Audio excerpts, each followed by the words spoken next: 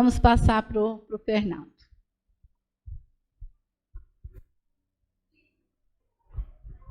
Boa noite a todos.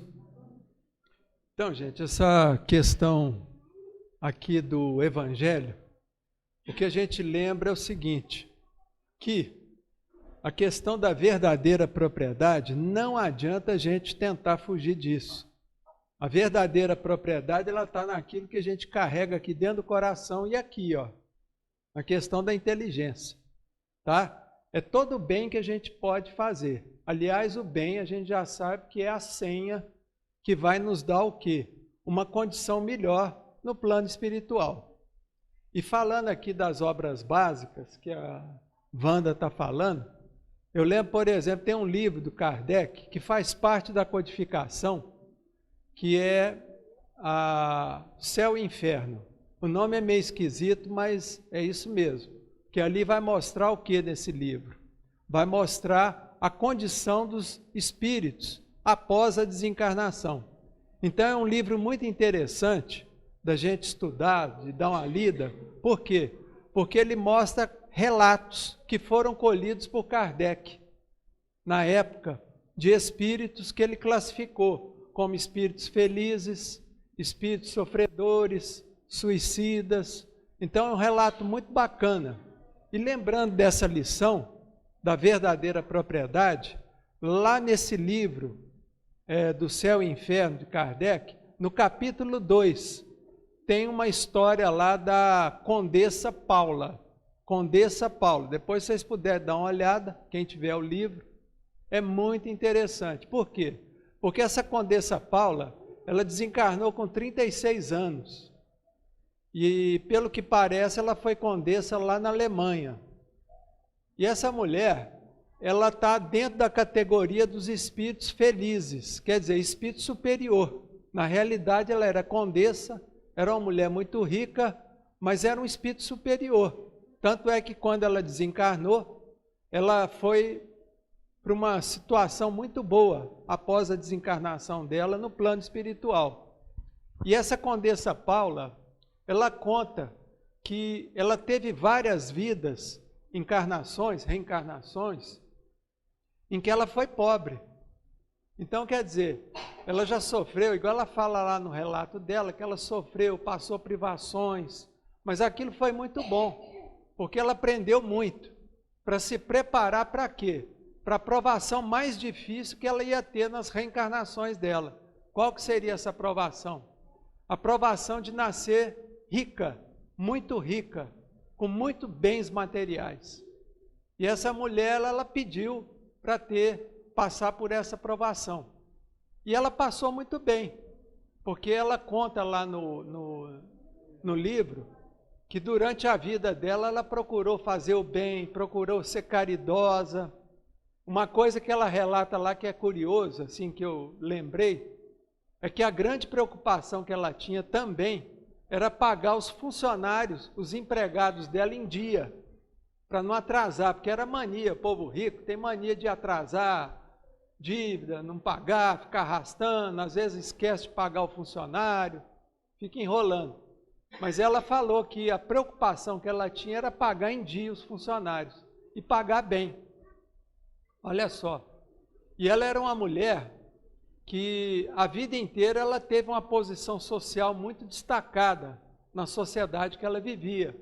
E ela, como ela era casada, ela tinha que cumprir essas funções sociais. E ela cumpria de uma forma normal, como qualquer mulher cumpria essa função social. Mas sempre de forma, vamos dizer assim, entre aspas, escondida, ela saía sempre, ela e a filha dela, para fazer caridade, levar roupinhas que ela mesma confeccionava para dar. E quando ela chegava nas casas, que ela ia auxiliar, no meio daquela pobreza toda, ela pedia para as pessoas não comentarem que foi ela que deu aquelas roupinhas, não comentar, não falar nada.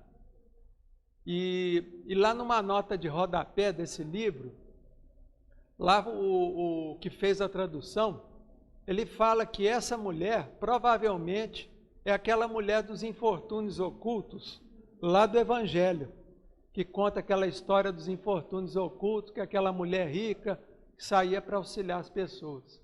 E ela falou, gente, que a coisa mais maravilhosa foi quando ela desencarnou. Primeiro, quando ela desencarnou, todo mundo lamentou, porque ela morreu muito cedo, com 36 anos. E foi uma lamentação só na cidade, todo mundo ali falando, principalmente as pessoas pobres que foram beneficiadas por ela. E ela conta que quando ela chegou no plano espiritual, ela viu a importância de que é fazer a caridade. Que é aí que ela notou que a caridade, fora da caridade, não há realmente salvação. Então, para vocês verem a importância da pessoa lembrar dessa questão, da verdadeira propriedade. Que a verdadeira propriedade é o bem que a gente faz. Esse aí é o dinheiro, é a moeda corrente que a gente vai ter quando chegar no plano espiritual. É todo aquele bem que nós fizemos. Ah, mas eu tinha dinheiro, tinha imóveis, passou para os filhos. Problema dos filhos.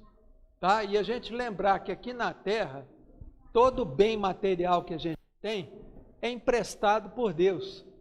Embora a gente tenha conquistado com trabalho, tudo mais, que é digno, tá certo? Mas na realidade é tudo empréstimo, porque quando a gente desencarna, a gente não leva nada. Não é por isso que tem aquele ditado que fala que caixão não tem gaveta. E não tem mesmo, tá? A gente chega lá do jeito... E se levar, ficar preocupado com ouro, igual a Wanda falou, a pessoa vai ficar agarrada nos bens materiais aqui na Terra. E aí vai ficar assombrando os parentes. Vira assombração. Fica ali, tá, mexendo nas coisas, fazendo barulho. Então, gente, tomar cuidado com isso, tá? Procurar lembrar que o importante é o bem que se faz. Por isso que é importante, gente, a gente lembrar da evangelização infantil. Todo mundo aqui que são pais, que tem criança, procurar colocar a criança na evangelização, para que toda essa mensagem do Cristo, do Evangelho, possa ir impregnando a criança desde pequenininho. Porque às vezes a gente fala assim, não, mas eu faço o culto do Evangelho em casa. Eu tenho lá filho de 2, 3 anos, criança lá de 6 meses. Essas crianças não vão entender nada que eu estou falando ali no Evangelho. Engano nosso. Porque a criança, ela vai absorvendo aquilo. Tá? Aquilo ali vai penetrando, vai forrando o inconsciente da criança. Então é muito importante os pais, toda noite, fazer a leitura do Evangelho para as crianças. Mesmo que seja criança pequena, que não sabe ler nada, mas a criança, o espírito dela vai agregando aquele conhecimento que está sendo lido ali para ela. Tá certo? Então é muito importante os pais procurarem a evangelização infantil. Tá? Isso é uma obrigação de todo pai que é espírita, ou melhor, que se diz espírita. Tá? Tem que trabalhar na evangelização infantil. Tá certo, gente? Porque senão mais tarde nós vamos colher o quê? O fruto da nossa negligência. Principalmente quando as crianças entrarem na adolescência. Porque o pessoal fala o seguinte, que a adolescência é como se fosse uma caixa de Pandora. A gente não sabe o que vai dar. Então a gente tem que procurar de toda forma, enquanto pode, estar ali fazendo a leitura para as crianças. Tá certo, gente? Então o que eu queria falar é só isso. E se vocês puderem, quando chegar em casa, quem tiver o livro Céu e Inferno, se não tiver, compre, tá bom? Para ler, porque é um livro maravilhoso, gente. É um livro delicioso de se ler. Olha bem que eu estou de se ler. É um livro de fácil leitura, é um livro muito interessante, que até uma criança de 12 anos, se pegar para ler, vai gostar, tá? Porque são relatos, tá bom?